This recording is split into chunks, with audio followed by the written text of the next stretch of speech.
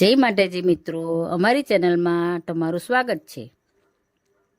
આજે આપણે શિયાળા માટે આપણે સ્પેશિયલ મેથી પાક બનાવીશું।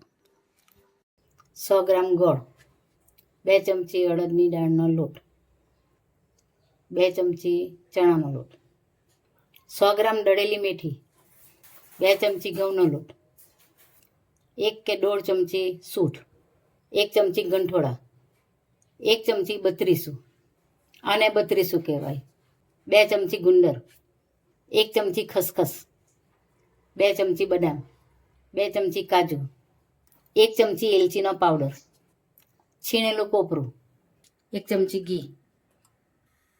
એમાં આપણે કાજુ અને બદામ નાખીશું। એને આપણે બરાબર ઘીમાં સાતળી લઈશું। કાજુ બદામ શેકાઈ ગયા છે। હવે આપણે એને એક ડીશમાં લઈ લઈશું। એમાં આપણે ગુંદર નાખી દઈશું।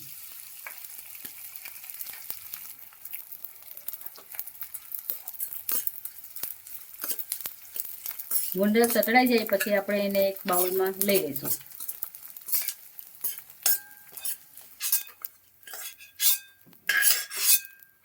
હવે આપણે એમાં કોપરું શેકી લઈશું। હવે કોપરું શેકાઈ ગયું છે, આપણે ડીશમાં લઈ લઈશું। હવે આપણે 2 ચમચી ઘી નાખીશું। એમાં આપણે અડદની દાળનો લોટ, ચણાનો લોટ અને ઘઉંનો લોટ એને બરાબર સાતળીએ। થોડુંક ઘી ઓછું પડે તો આપણે થોડુંક અંદર બીજું એડ કરવાનું।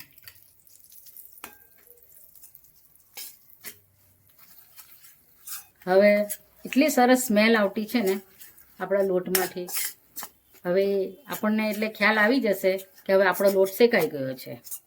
હવે આપણે તેને પણ થોડુંક લાગતું છે કે થોડુંક ઘી ઓછું લાગતું છે તો આપણે થોડુંક ઘી એડ કરી શકીએ।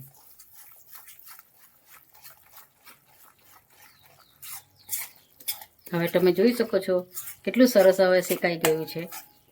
હવે આપણે તેને એક બાઉલમાં કાઢી લઈશું। હવે આપણે એક બાઉલમાં એને કાઢી લઈએ આવી રીતે। જુઓ,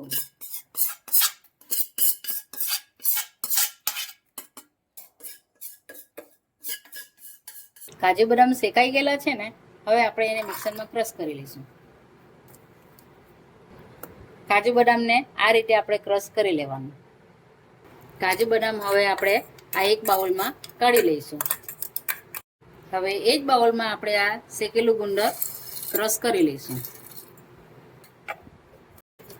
આ જો થઈ ગયું છે આપણું, આ રીતે આવું હોવું જોઈએ। આપણે હવે ફરીથી એ જ બાઉલમાં 2 ચમચી ઘી નાખીશું। 100 ગ્રામ હવે આપણે ગોળ નાખીશું।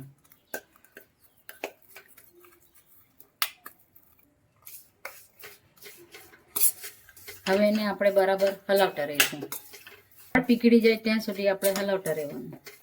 તમે જોઈ શકો છો થોડો થોડો આપણો ગોળ પીગળવા લાગ્યો છે। આપણને એવું લાગે તો થોડું આપણે અંદર ઘી વધારે એડ કરી શકીએ, થોડું। આ જો આ રીતે આપણે પાયો નથી કરવાનો, આપણે ખાલી ગોળને પીગળાવાય તેટલી વાર જ રાખવાનું છે। ગોળનો પાયો કરી શકો છો, પણ ગોળનો પાયો તમે જો કરશો તો પછી આપણી મેથી પાક આપણું એકદમ કડક પણ થઈ જાય, એટલે આપણે ગોળનો પાયો નથી કરવાનો। આ જો આ રીતે આપણું થઈ ગયું છે।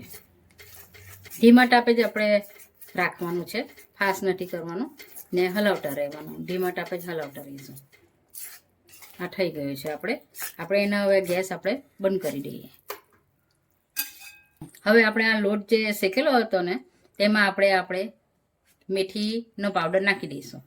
મેથીનો પાવડર, બત્રીસું, ગંઠોડાનો પાવડર, આ સૂંઠનો પાવડર, આ એલચીનો પાવડર ને આપણે જે આ કાજુ બદામ શેકેલા હતા તેનો પાવડર, આપણે આ ગુંદર આપણે શેકેલો હતો ને તે ક્રશ કરેલો હતો તે પણ આમાં આપણે નાખી દઈશું। અને આ કોપરાનું છીણ તે પણ એડ કરી દેજો. હવે એને આપણે થોડી વાર આમ મિક્સ કરી દઈશું. એને આપણે બરાબર આપણું મિક્સ થઈ જાય બરાબર ત્યાં સુધી આપણે મિક્સ કર્યા જ કરવા પડશે. થોડું આપણને લાગે છે કે આ થોડુંક ઘી ઓછું લાગે છે તો થોડુંક આપણે એક જ ચમચી નાખી દઈશું.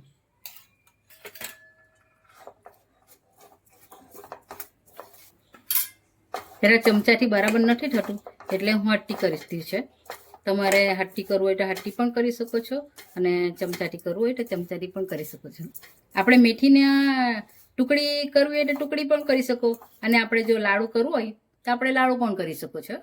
મેથીના ટુકડા કરવો હોય તો આપણે ડીશમાં પાથરવા પડશે. તેના માટે આપણે ડીશ પણ તૈયાર કરીશું. જો હવે આપણે આ ઘી ગોળ પીગળેલો છે ને તે આમાં આપણે એડ કરીશું આવી રીતે.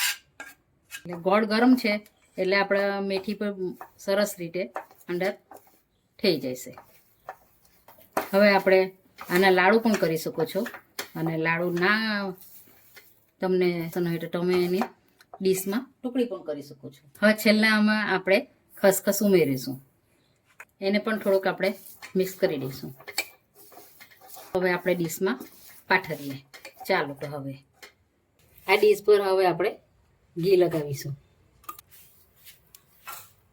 આ રીતે. આ જુઓ આ રીતે આપણે થાળીમાં પાથરી દઈશું. હવે એને જરાક આપણે હાથથી આમ કરીને સપટ કરી દઈશું. આ વાટકીથી આ રીતે આપણે સરસ રીતે લીસું કરી નાખીશું. સરસ થઈ ગયું છે આપણું. એના ઉપર ઘી પણ દેખાતું થઈ ગયું છે એટલે આપણું સરસ રીતે તૈયાર થઈ ગયો છે. એની ઉપર આપણે થોડું મગજતરી આ રીતે નાખી દઈશું. સરસ રીતે આ રીતે મગજતરી ખાવાની સારી છે શિયાળામાં. આ રીતે આપણે બદામની કતરણ પર આ રીતે આપણે નાખી દઈશું. આ રીતે જો સરસ થઈ ગયું છે. હવે એને થોડી વાર આપણે ઠંડુ થવા દઈએ પછી આપણે એને કટિંગ કરતા બતાવીશું.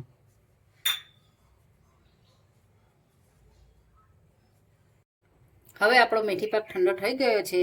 હવે એને આપણે ચોસલા પાડીશું આ રીતે. તમે જોઈ શકો છો આપણા સરસ રીતે ચોસલા પડતા છે આ રીતે. તમને ખબર મેથી પાક શિયાળામાં જ કેમ ખાવામાં આવે છે? કારણ કે આનાથી આપણી પાચન શક્તિ વધે છે, બ્લડ શુગર કંટ્રોલમાં રહે છે, કોલેસ્ટ્રોલ વધવા નથી દેતું, હાડકાં અને સાંધા મજબૂત થાય છે. આ જુઓ